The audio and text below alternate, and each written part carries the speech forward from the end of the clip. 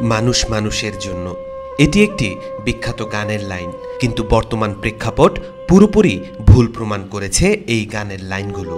বর্তমানে বলতে হবে মানুষ রাজনীতির জন্য। 2024-এর জুলাই আন্দোলনে লুটেরা এক স্বৈরশাসককে হটাতে প্রাণ দিয়েছে 1400 থেকে 2000 মানুষ, আহত হয়েছে প্রায় 40,000। এত আত্মত্যাগের পর যা লাভ হলো সবই অন্য রাজনৈতিক দলগুলোর। এখন পর্যন্ত জনগণের দৃশ্যমান ফায়দা কিছুই হলো না বলে মনে করছে সাধারণ মানুষ। জুলাই আন্দোলন পরবর্তী সময়ে গড়ে প্রতি মাসে প্রায় 280 জন খুন হয়েছেন। এছাড়া দুর্ঘটনা, অপরিকল্পিত নগরায়ন, ফিটনেসবিহীন যানবাহন এসবের ফলে মৃত্যুর সংখ্যা কয়েক হাজার ছাড়িয়েছে।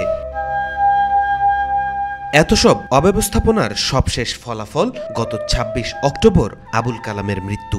মেট্রো রেলের বিয়ারিং প্যাড পরে জীবন হারান তিনি। ক্ষতিপূরণ মাত্র 5 লাখ টাকা। যদিও হাইকোর্ট সেটিকে বাড়িয়ে দেওয়ার আদেশ দিয়েছে, তবুও প্রশ্ন থেকে যায় মানুষের জীবনের মূল্য কত? কত মূল্য দিলে দুটি নিষ্পাপ সন্তান তার বাবাকে ফিরে পাবে? কত মূল্য দিলে স্ত্রী তার স্বামীকে ফিরে পাবে? এসব প্রশ্নের উত্তরই বা কে দিবে? অকাতরে আর কত প্রাণ গেলে মানুষ শান্তি ফিরে পাবে? আর কত রক্তের বিনিময়ে কোনো সন্তান তার বাবাকে হারাবে না অকালে? কোনো বাবা তার সন্তানকে হারাবে না? আছে কি এর কোনো সদুত্তর কারো কাছে? তাওফিকুল ইসলাম, আজকাল।